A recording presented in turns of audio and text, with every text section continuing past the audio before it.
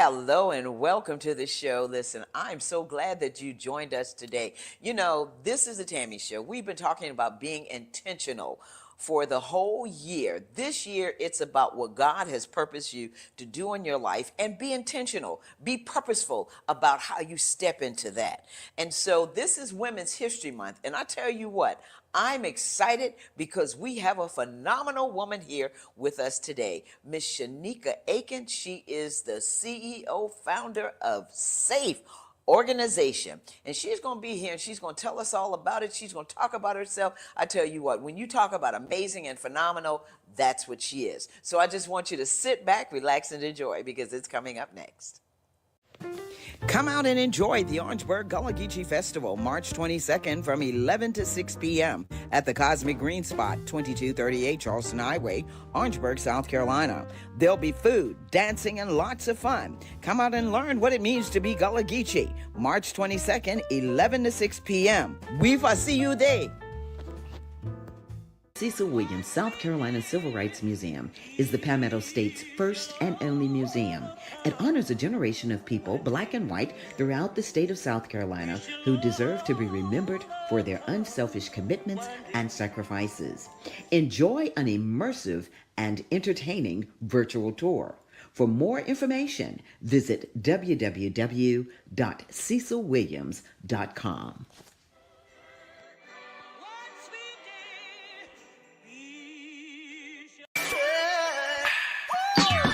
Hello, everybody. It's Finkley of The Michael Finkley Show, and you're watching Gold right now. Why? You're watching The Tammy Show. Stay tuned.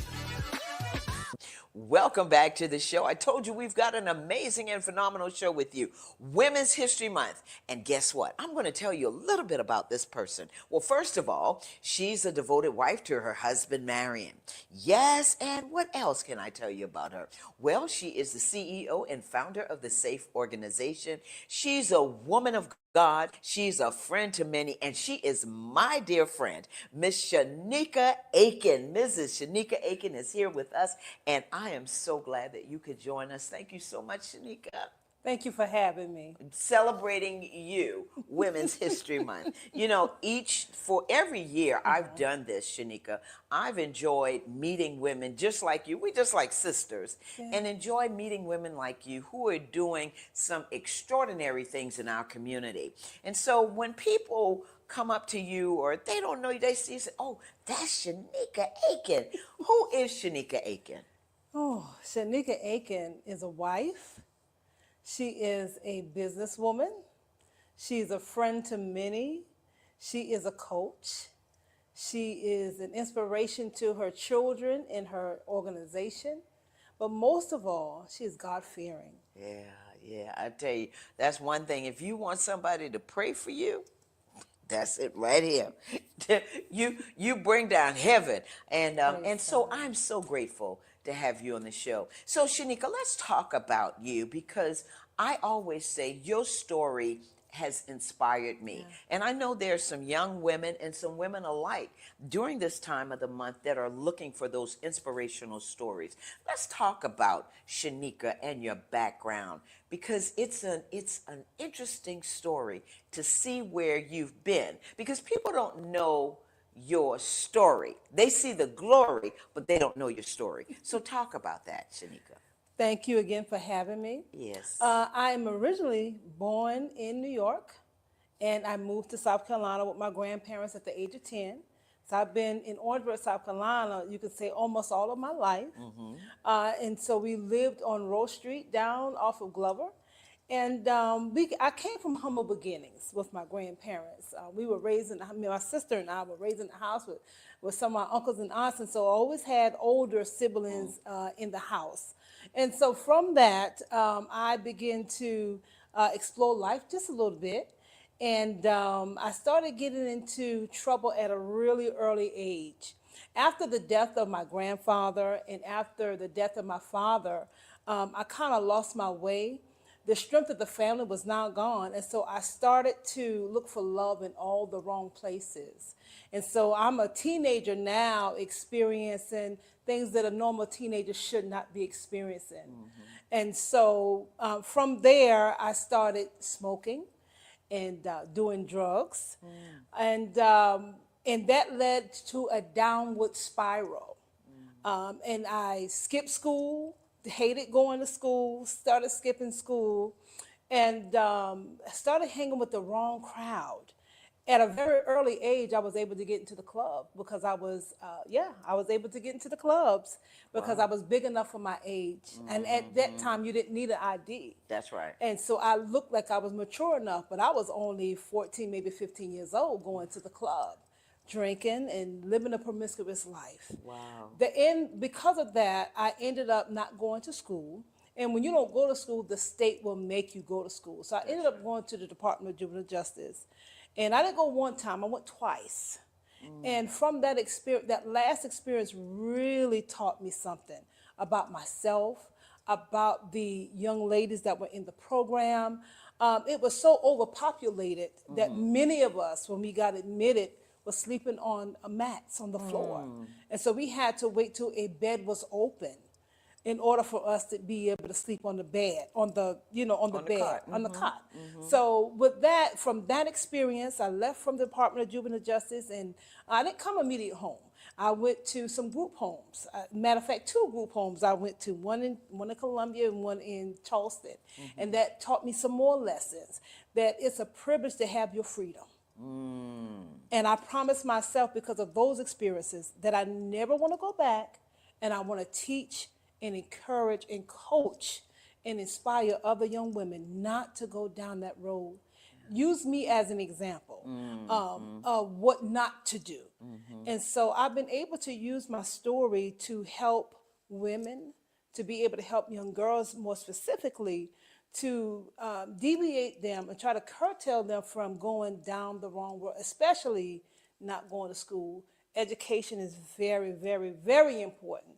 And so I started the SAFE organization, and one of the aspects of SAFE is education.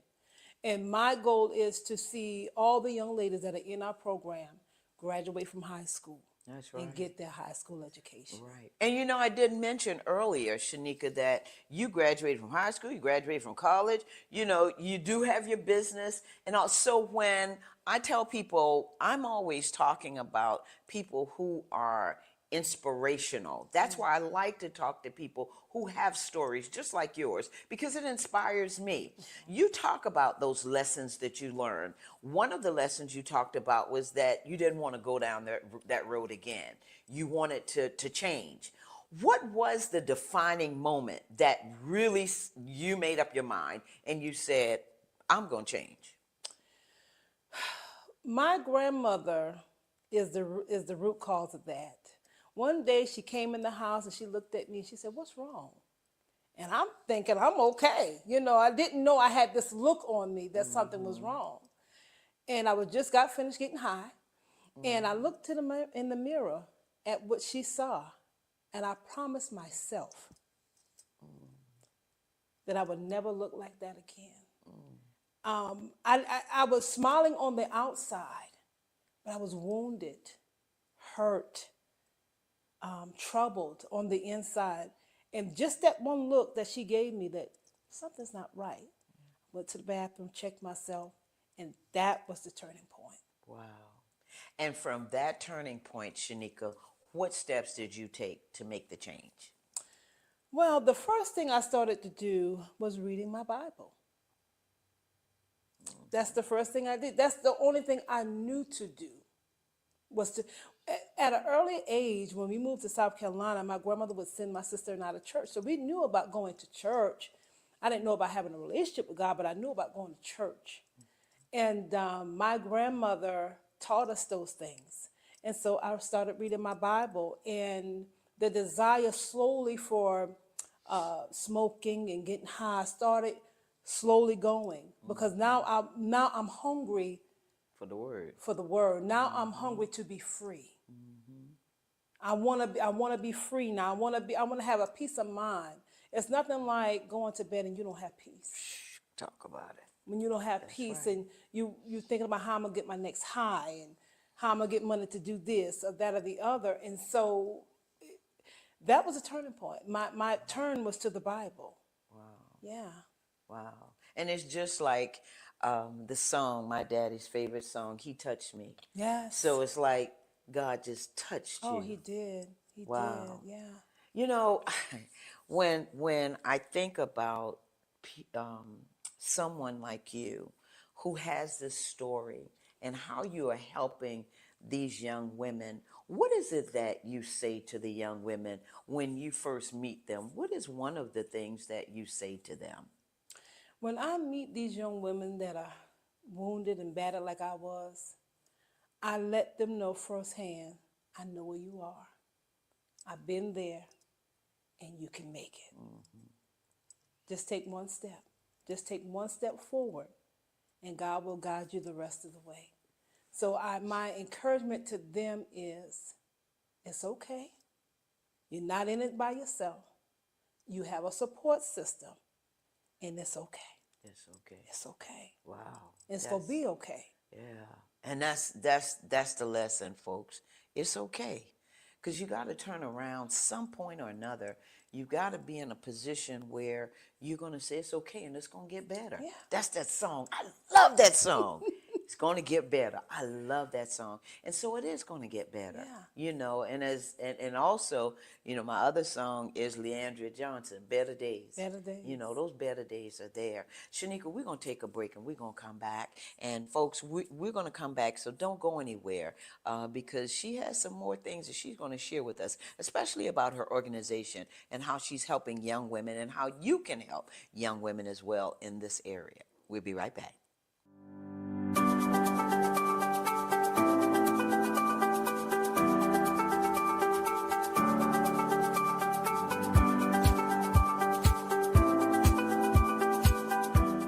The Orangeburg County Conference Center supports downtown Orangeburg and our surrounding communities.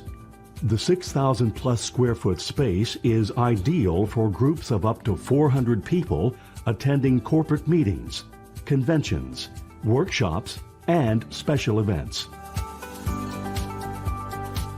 Conference Center staff are inspired to ensure that everyone can enjoy the modern amenities. State-of-the-art ballroom that accommodates up to 400 guests banquet style and 430 guests theater style. A warming kitchen with hot boxes, ice machine, refrigerator, freezer, and counter space. A lobby that accommodates 150 guests with special events outdoors. The comfortable outdoor amphitheater has a video wall and seating. Adjacent to the amphitheater is 12,000 plus square feet of green space that extends events outside, plus complimentary on-site event parking and additional parking across the street. Your event can take place all in one spectacular location.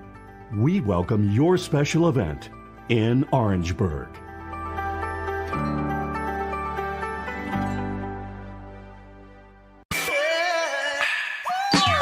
Hey, you're watching The Tammy Show. And remember to keep it cool with me, AC.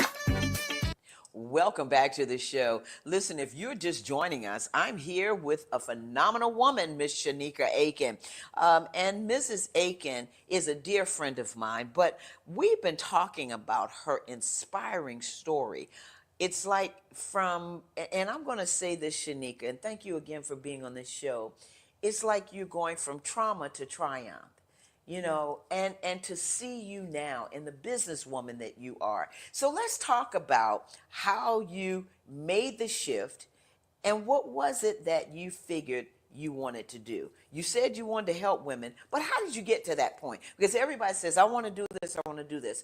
But what were those steps that you took or the strategies that you took to get there? Absolutely. So the Safe Organization started in 2014.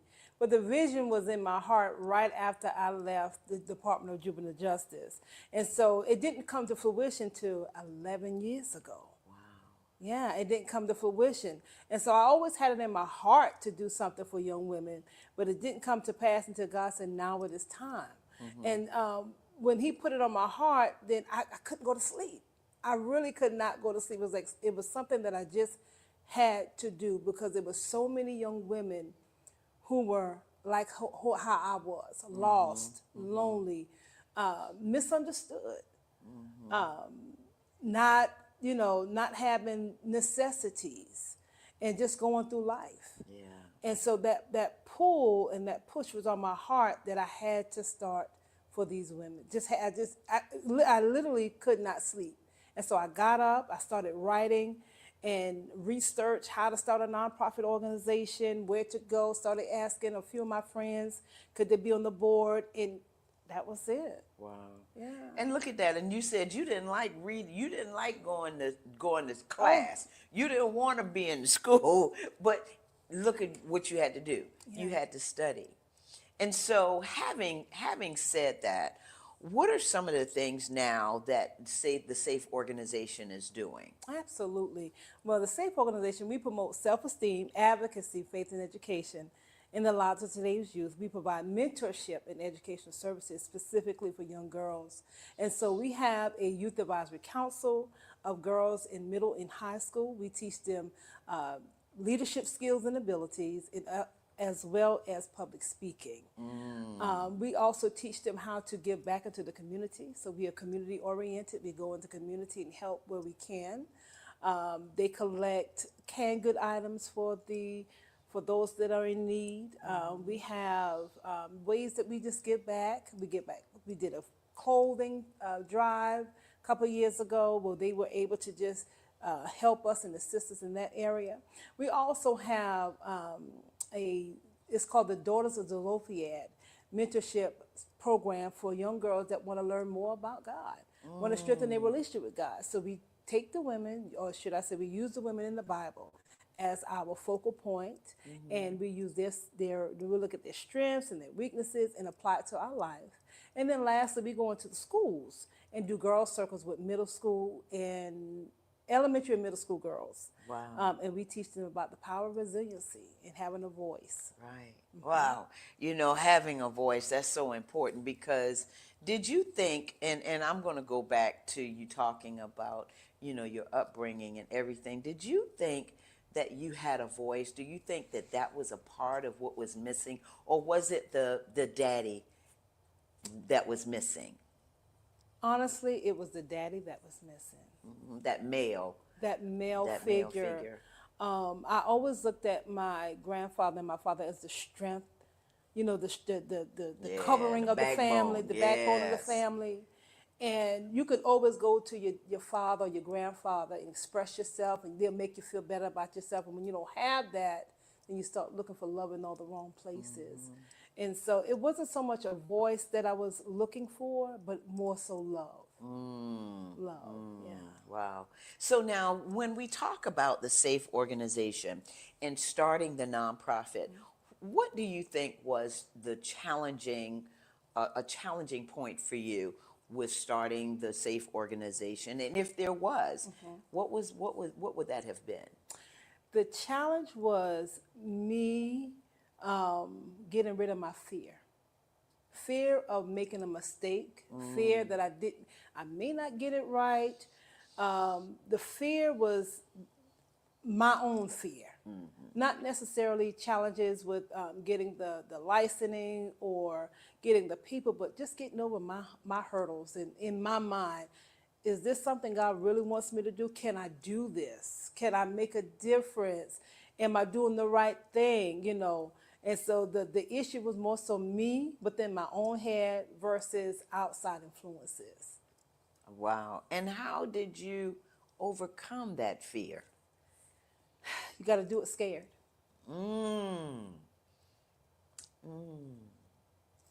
Wow. So you did it scared. Yes. And you just look at what you're doing. Now, folks, I keep saying, look at what you're doing because recently just last year, and I'm saying that because we're just in March, but last year you had this big celebration, your 10-year anniversary celebration. And if you could have seen the young people, those young women that you honored, and how they received their awards and every other community person that you honored and all, it was like looking at a movie. I was like, oh my God. And then you shared your story. And that was so touching because there was a great video about you and what you are doing now. How important is it for you to be able to touch the lives of as many young women as you can? It is very important because I am here on this earth to make a difference. And everybody has a purpose in life. Everybody. And so my purpose is to make a small indent, a positive change in the life of another woman. It is very important because that is a not a task, but it is a reward, or should I say, something that God gave me to do. You know, He didn't ask a whole lot of me. Yeah, He didn't ask me to go build a mansion or a house. He said, make a difference that's right. in somebody's life. Do to them what I would have done to them. Be the hands and feet of Jesus. And do for them what I would have done for them. And so that's why it's important to me, because I do believe that we will have to give an account for the things that we have done here on this earth. And I don't want my living Hey, to be in vain. come on now. I don't want it Come to be on. said when I close my eyes, nothing. I want it to be, I want God to be proud. I want my husband to be proud. I want my community to be proud of what I'm doing. And we are proud of you. We are proud of you. So I'm going to go back and ask you a question. If when you were growing up, and I'm going to say the 10-year-old self, what would you tell your 10-year-old self now? Ooh, that's a good question. Because that's when you made the transition from New York to, Yeah, to absolutely. South Carolina. Absolutely. Absolutely. What would I tell my 10-year-old self? I would be honest with her and say, it's going to be hard some days. You're not going to always get it right. Have faith in God. Put your trust all the way in God. And always remember that you are loved. No matter what, always remember that you are loved and you are valuable. You bring value to your community, to your family. And it's not going to always be easy, but you got this. Yeah. You got this. Yeah. And what was your biggest dream when you were growing up? When I was growing up, honestly, I wanted to be a teacher. Stop. I wanted to be a teacher. Stop. Really? I wanted to, and it's so funny. And I could see you doing it too. Yeah. Wow. And it's so funny because I was just telling my husband the other day, I said, I lived my dream because I wanted to be a teacher. So I worked in the school system for 14 years. Working with elementary school children. I worked at a daycare center working with children. So I've always worked with children, but I always wanted to be a teacher. Wow. Yeah. And look at you. Just teaching. Teaching about the word, teaching about God, Absolutely. and helping these young women. So when we talk about young women and the struggles that they go through now, that leadership part, that leadership development is so important. And how do you get someone who may be going through struggles, who may be down, who may not have the self-esteem? How do you get them to understand that they are leaders? Absolutely.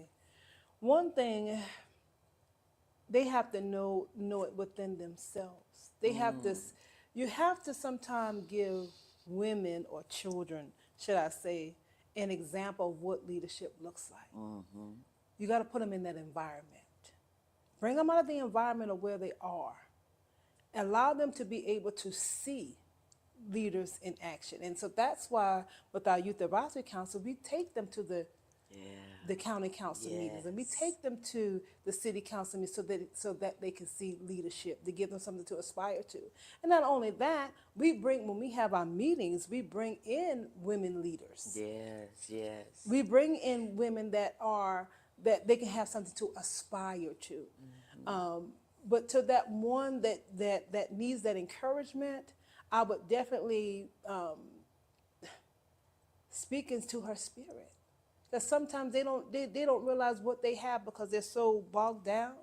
And sometimes I believe that the power of life or death is in the tongue. And you have to keep speaking it to them. Life. You have to keep speaking it. Telling them who they are. You are fearfully and wonderful me. You are a leader. You are somebody important. You're brilliant. Keep speaking until they get it. Yeah. Yeah. Wow. So if the younger Shanika had the older Shanika now, Oh, she be rocking. She be rocking out right now. She probably be the next president. yeah, how about that? How about She be that? rocking out right I'm now. telling you. Wow. So, I want you to speak to the women out there because I want them to understand what type of woman you are. And I want them to really feel what I feel now, that inspiration. What would you say to the women now? So to the women that are out there right now, one, just know that you can make it out of any situation that you're in. No matter how hard, no matter how difficult it is, you have what it takes to make it. All you have to do, one, put your trust in God. He will never, ever steal your own. Two, trust yourself. You have what it takes to be the best version of yourself. And do not take down from your brilliance. Do not take down from who you are. You are good enough. You are the blessings of the Lord. You are the apple of God's eye. And not only that, you are loved. Whew, I got choked up, Willie. I'm sorry I hit that mic. I know it went off just now. It just went through me just now. Thank you so much, because I needed to hear that. I tell people all the time, sometimes when they see you, when they see me, we're in the community, you're doing things, you're into your business and all. We didn't even talk about that. I got to tell you about our business. We need that encouragement as well. Absolutely. And so I want to thank you for that. I want to quickly talk about your business because you help nonprofits. Yeah. And people need to know that. Yeah. So tell us about. So when I started my nonprofit, a lot of people started asking me, well, how did you do it? How did you get started? And I said, but I need to start teaching this stuff to people because people really want to be able to help their community, and they are helping their community, but they don't have the logistics of it. Right. They don't have their paperwork in order. So I help people get their paperwork in order, their state filing, their federal filing. I also review their board documentations, or should I say their bylaws, to make sure that it is in line with their mission and their vision. So for those that want to start their nonprofit organization, I can help them get started, and I can also help them to maintain that. We have a nonprofit 101 class for those who want to get started, then a nonprofit 102 class for those who want to maintain. And so we go into a little deeper dive in the nonprofit too. And then also I help churches start their CDC, get their CDC. So if you're a church out there and you want to start your CDC, your community development development corporation, where you're probably already, if you're a church, you probably already have a food pantry or a soup kitchen, or you probably have a clothing place where you give out clothing or whatever to the community, but you want to be able to get funding for that outside of your church.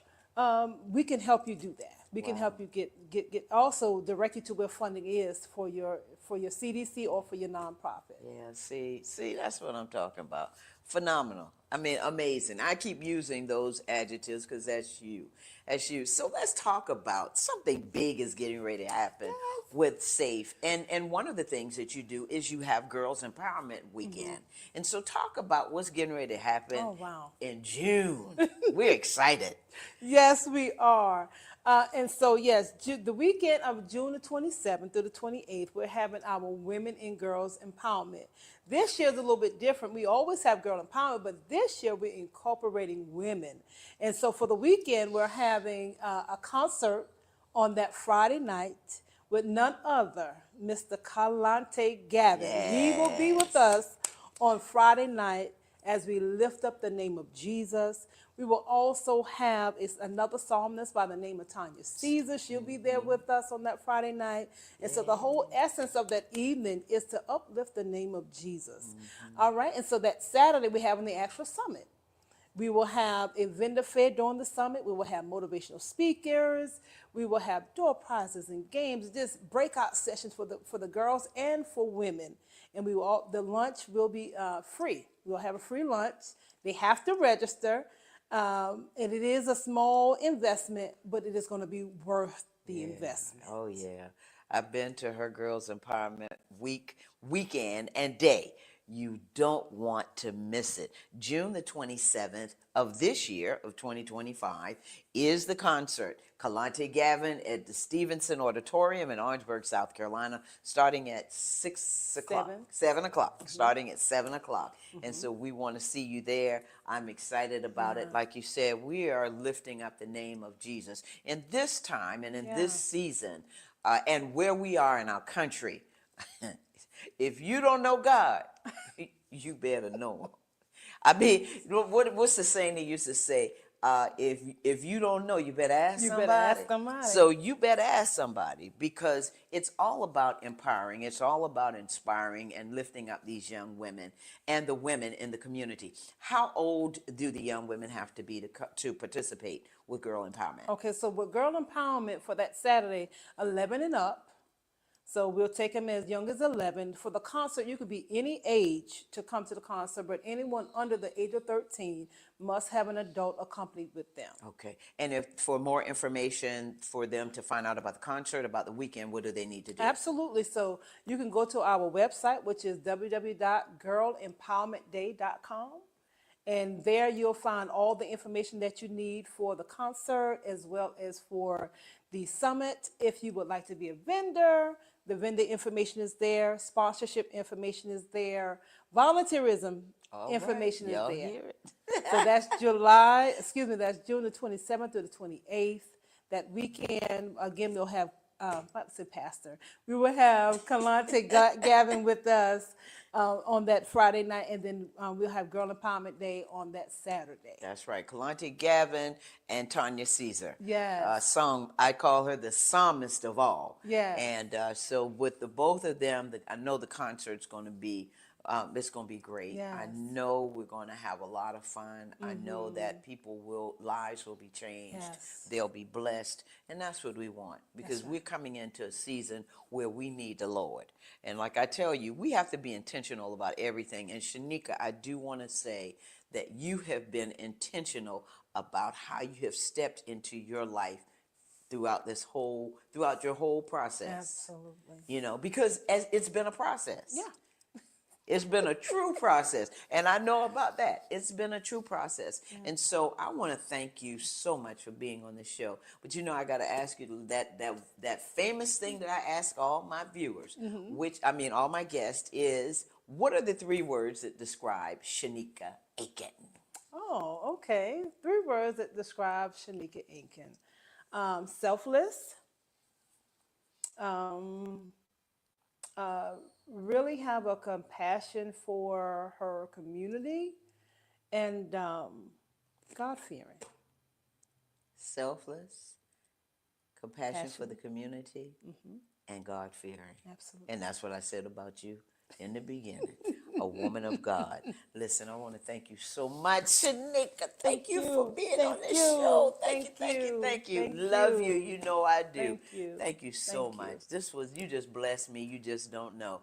And Lord, I hope that this show blessed you as well. Listen, I want to thank you, viewers, for always tuning in to the Tammy Show. Next week, you're going to meet another phenomenal and amazing woman. I keep using those words because it describes, as Maya Angelou would say, the phenomenal woman. And so I want you to be able to enjoy the Tammy Show and meet these phenomenal people that come on the show and learn from them, be inspired by them. But I want to thank you for being on the show. You know, I always want to thank my senior associate producer, Willie, who is always here with us. And of course, as I always say to you, remember, let's be a blessing to somebody today and every day.